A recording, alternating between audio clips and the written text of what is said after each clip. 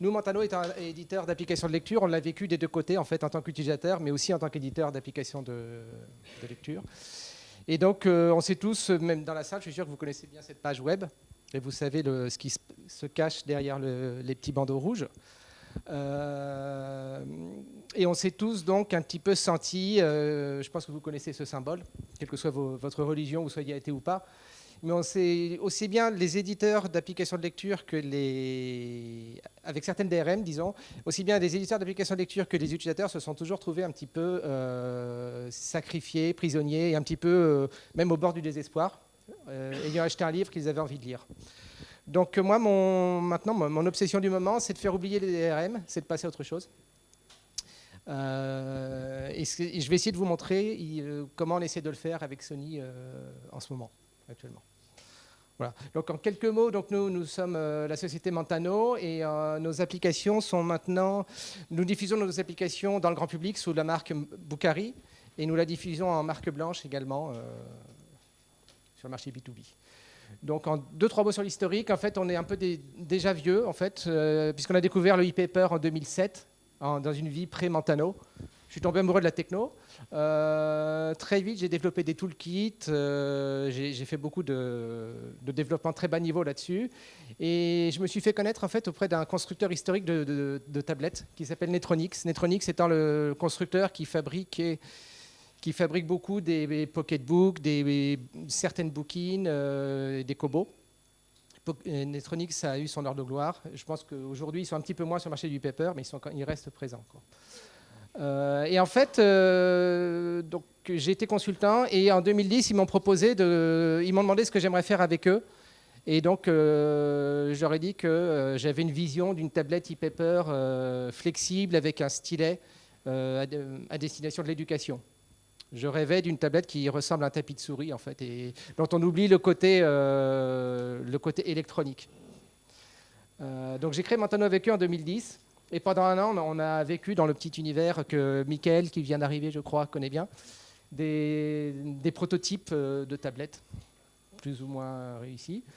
Et au bout d'un an, on a compris que ce n'était pas vraiment notre métier et on s'est recentré sur le logiciel. Donc on a très rapidement sorti une première application Android qui a fait beaucoup de bruit. On a très vite eu une très très bonne réputation. Et pour faire simple, 2 ans après, on est sorti sur iOS. Et ensuite, Bill McCoy nous a demandé de rejoindre la fondation Ridium. Donc j'ai été invité par Bill et puis ainsi que par Maïka qui est ici présent. Et ensuite, en 2016, donc on a contribué à Ridium. Et en 2016, on a fait une contribution majeure qui est très appréciée par Sony, c'est-à-dire qu'on a développé la partie cliente de la DRM LCP. Et on a reversé le source code, le code source à la fondation Ridium de manière à ce que EDR Lab puisse démarrer ses travaux.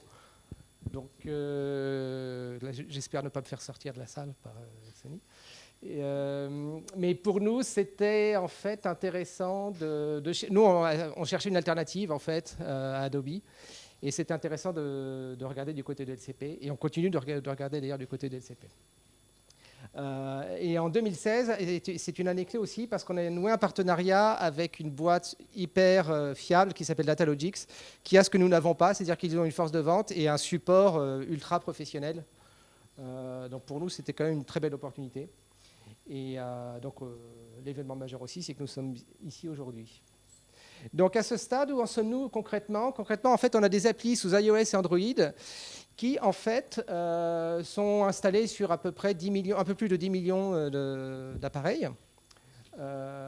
Et aujourd'hui, dans nos applications, en fait, on a 3 choses.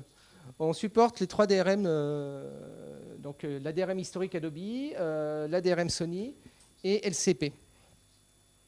Alors évidemment, ça peut faire grincer certaines dents, mais simplement, il faut bien comprendre que nous, en tant que fournisseurs, on doit être capable de répondre à un maximum de besoins. Donc, en fonction des acteurs, on a des acteurs qui avaient de l'Adobe, qui veulent migrer vers Sony.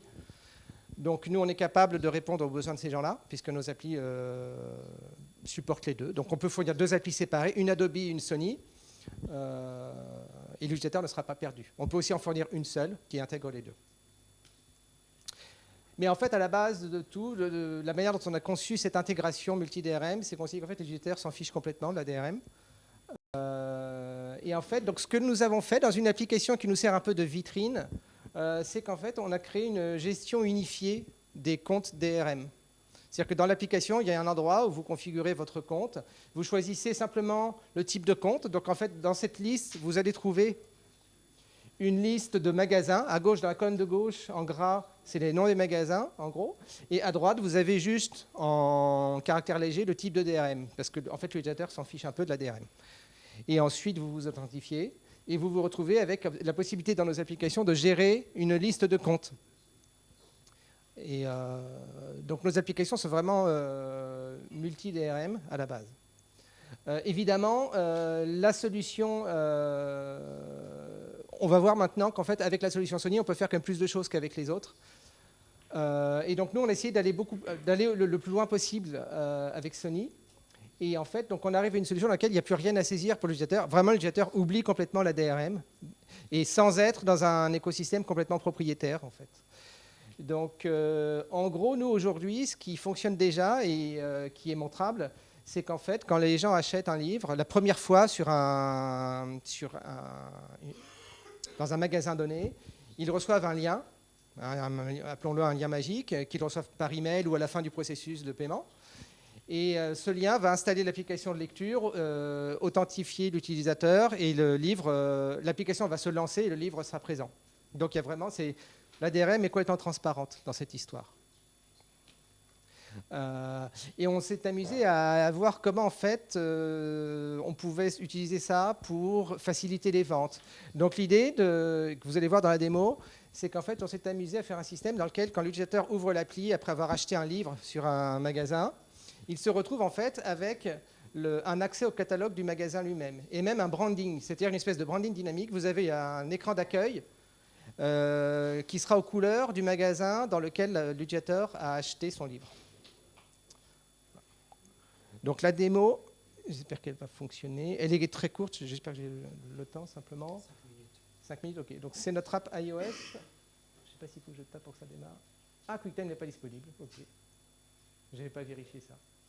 Bon, en gros, la démo illustre ce que je viens de vous dire. Vous pouvez me croire que ça fonctionne. Je peux me montrer après. Et je peux aussi, avec plaisir, venir vous voir. Le fichier est protégé. Le fichier est protégé. Voilà. Donc nous, en fait, que nous apporte, qu'est-ce qui est de la part de Mentano et de Sony dans l'histoire? En fait, là, URMS est une clé, en fait, parce qu'en matière d'expérience utilisateur, il y a un petit détail qui n'a pas été abordé, c'est qu'en fait, avec cette DRM, avec URMS, il y a une centralisation des achats qui est faite côté Sony, et une centralisation qui est complètement anonyme, rassurez-vous. Donc Sony ne sait rien de ce que vos clients lisent et n'ont pas leurs emails, mais quand un achat est fait, votre fournisseur technique de DRM fait un appel pour dire à Sony, il y a tel utilisateur, donc on fournit en fait deux identifiants, un identifiant d'utilisateur et un identifiant de contenu. Et comme ça, Sony garde la trace. Ce qui fait que l'application est capable ensuite d'aller interroger périodiquement Sony pour connaître la liste des titres achetés par une personne, achetés ou empruntés par un utilisateur. Donc ça paraît un détail, mais c'est assez agréable et ça permet vraiment de rendre les choses vraiment transparentes. Au niveau de la sécurité, je ne vais pas revenir dessus, mais c'est vraiment extrêmement robuste. Et les modèles d'affaires, bon, les présentations plus business qui ont été faites avant moi, je pense, vous auront convaincu.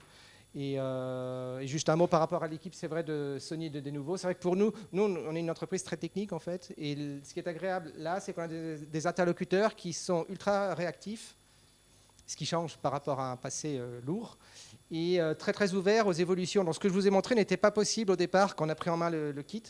Le fait d'avoir la liste, d'avoir des applications vraiment indépendantes des stores. Mais Denuvo a très vite bougé et a fait ce qu'il fallait pour permettre ce genre de choses. Donc c'est quand même un gros plus.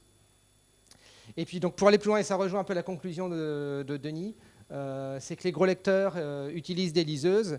Et donc on s'est amusé à faire tourner nos apps. Nos apps ont un mode e-ink dans lequel les contrastes sont optimisés pour les liseuses e-ink. Et donc ça fonctionne sur les liseuses e-ink sous Android. C'est juste à titre, c'est pas du tout optimisé. C'est juste optimisé en termes de contraste, mais pas en termes de performance. Mais ça fonctionne. Et hier, j'ai découvert Artatech et j'ai installé sur leur liseuse nos apps et ça fonctionne parfaitement bien. En fait. Voilà, donc c'est assez prometteur. Ah oui, un mot que j'ai failli oublier, c'est que donc Datalogix nous distribue Donc, si vous voulez des white labels, donc Datalogic se charge de la commercialisation white label de nos apps sous la marque Bookvia. Bookvia est leur vitrine, en fait. Donc nous, Montano, on prend en charge des white labels, on va dire à petite échelle, si vous voulez, en local. Les gens qui nous connaissent parce qu'on a une réputation, qu'on est français, peuvent préférer passer par nous. Mais sinon, la machine de guerre, je dirais, c'est quand même Datalogics. Et ils sont ici pour surveiller ce que je dis, d'ailleurs. Ils sont venus à 3. Ok, donc voilà, ça c'est la page de leur site web. C'est une fierté pour moi, mais voilà. C'est vrai, innovant.